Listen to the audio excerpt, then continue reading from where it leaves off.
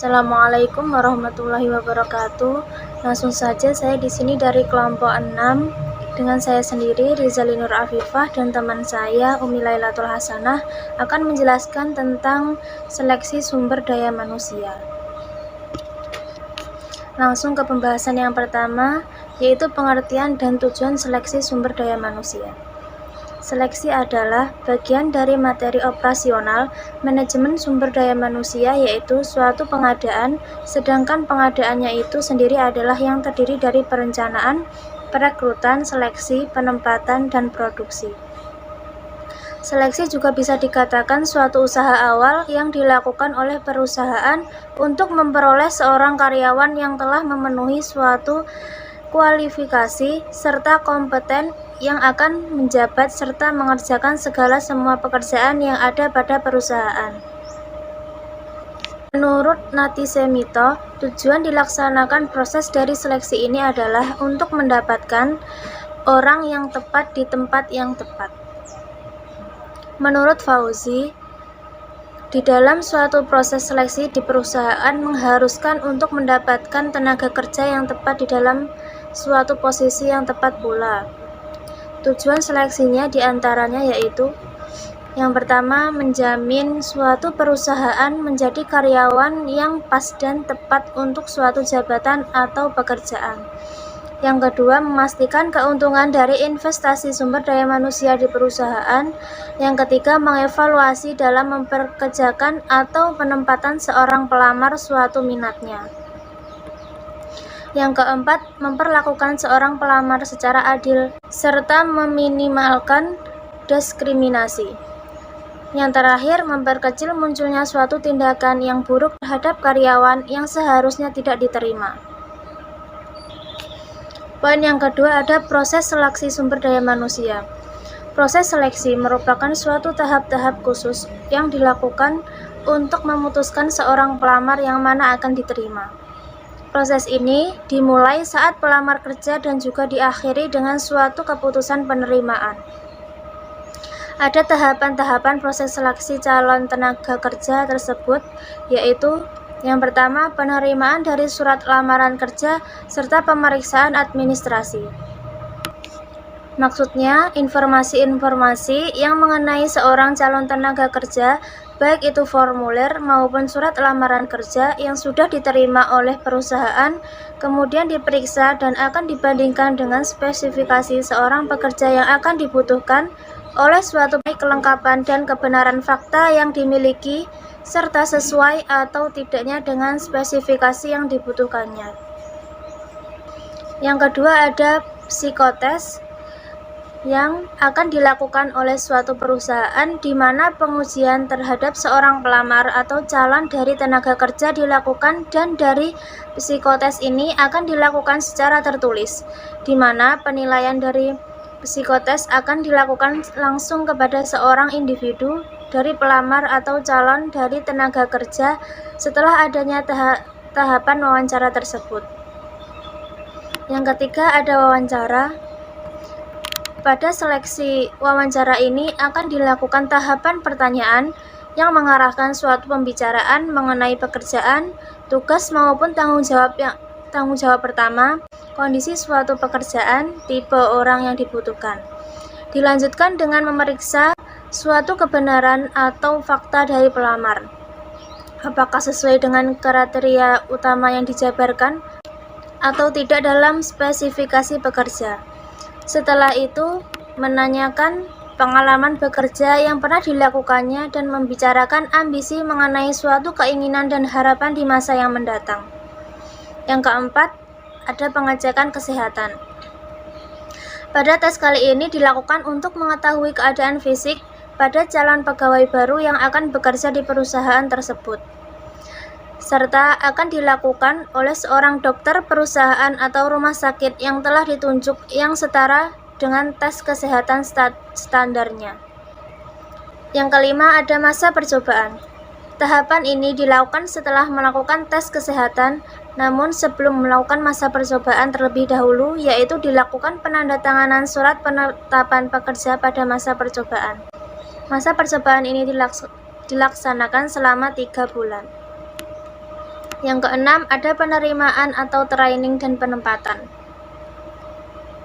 Pada tahapan kali ini, sesudah pelamar ataupun seorang calon tenaga kerja telah dinyatakan lulus dari tes dan masa percobaannya yang dilakukan sebelumnya. Oleh karena itu, seorang pelamar diterima sebagai pekerja jika pelamar sebelumnya telah menandatangani kontrak kerja yang disepakati antara perusahaan dan pelamar, termasuk ketentuan-ketentuan lain yang terkait dengan kontrak kerja di perusahaan tersebut.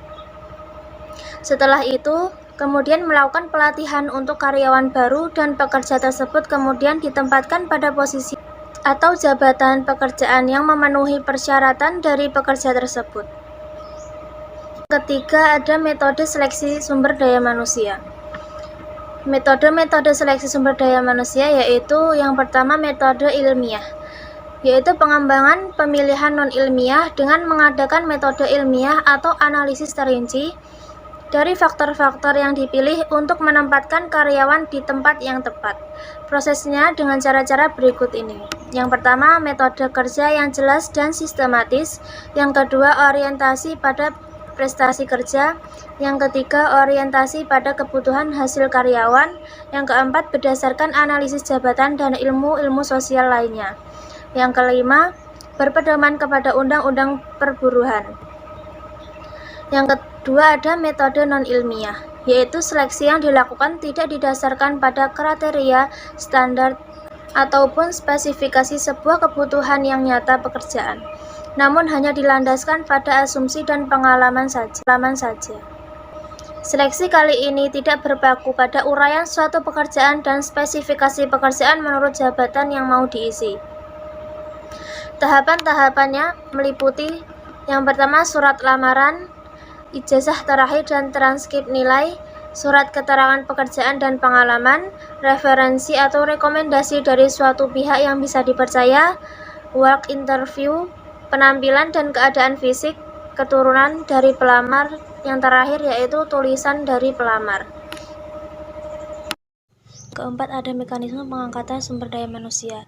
Mekanisme pengangkatan sumber daya manusia terbagi menjadi dua aspek, yakni yang pertama dilihat dari aspek kompetensi, yaitu aspek yang membandingkan atau menyamakan antara kompetensi jabatan yang dipersyaratkan dengan kompetensi yang dimiliki oleh seseorang apakah telah sesuai dengan kriteria. Terdapat 5 faktor kompetensi, yaitu yang pertama keterampilan, pengetahuan, peran sosial, citra diri, sikap atau perilaku, dan yang terakhir motivasi. Selanjutnya saya akan menerangkan poin kelima, yakni tipe-tipe dalam wawancara. Ada beberapa tipe dalam wawancara. Yang pertama, wawancara terstruktur, yakni teknik pengumpulan data dengan cara responden diberi pertanyaan yang sama dan pengumpul data mencatatnya.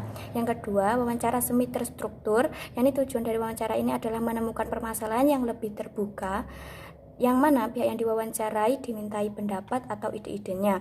Yang ketiga, wawancara tidak terstruktur, yakni pewawancara tidak menggunakan pedoman wawancara yang tersusun secara sistematis. Adapun pedoman yang digunakan adalah garis-garis besar permasalahan yang akan ditanyakan. Adapun kriteria dasar dalam seleksi, yang pertama, seleksi harus berpedoman pada analisis jabatan, deskripsi jabatan, dan spesifikasi jabatan harus dijadikan pedoman karena di dalamnya tercantum rincian tugas dan tanggung jawab serta kriteria yang harus dipenuhi oleh pelamar. Jika saja tidak berpedoman pada analisis jabatan, maka kemungkinan besar keberhasilan seleksi yang dilaksanakan dalam menentukan SDM tidak sesuai yang diharapkan. Yang kedua, seleksi harus efektif dan efisien. Adapun pelaksanaan proses seleksi harus dilakukan secara tepat menurut alokasi dana, waktu, dan rencana yang telah ditetapkan. Yang ketiga, seleksi harus memperhatikan peraturan dan ketentuan yang berlaku. Pelaksanaan seleksi pun harus memperhatikan peraturan dan ketentuan yang berlaku, semisal ketentuan untuk melarang memperkerjakan anak yang masih di bawah umur. Selain peraturan dan ketentuan, juga harus memperhatikan norma agama, etika, dan kondisi adat istiadat setempat. Yang keempat, yakni seleksi harus dilaksanakan secara objektif dan jujur. Kejujuran dan objektif dalam pelaksanaan seleksi merupakan tumpuan harapan bagi pelamar. Para penyeleksi seharusnya bertindak jujur yang tidak merugikan bagi pelamar kepada semua para pelamar dan bersikap objektif dalam menekankan pertimbangan secara rasional. Memasuki poin yang ketujuh, yakni pembuat keputusan dalam proses seleksi. Adapun pola organisasi kecil yang tidak mempunyai unit manajemen sumber daya manusia, manajer operasi adalah pihak yang berperan dalam membuat keputusan berkaitan dengan seleksi. Sedangkan pada organisasi menengah dan besar, baik manajer operasi maupun manajer sumber daya manusia semuanya terlibat dalam mengambil keputusan yang berkaitan dengan proses seleksi. Poin ke-8, yakni pentingnya proses seleksi. Proses seleksi merupakan proses yang penting karena prestasi sebagian perusahaan selalu bergantung pada bawahan. Karyawan yang mempunyai keterampilan dan kemampuan yang tepat dapat melakukan pekerjaan yang lebih baik bagi perusahaan. Sedangkan karyawan yang tidak mempunyai keterampilan atau prestasi tentunya akan mengganggu keefektifan perusahaan dalam melakukan pekerjaan. Sekian presentasi dari kelompok kami. Jika ada kurangnya mohon maaf. Wassalamualaikum warahmatullahi wabarakatuh.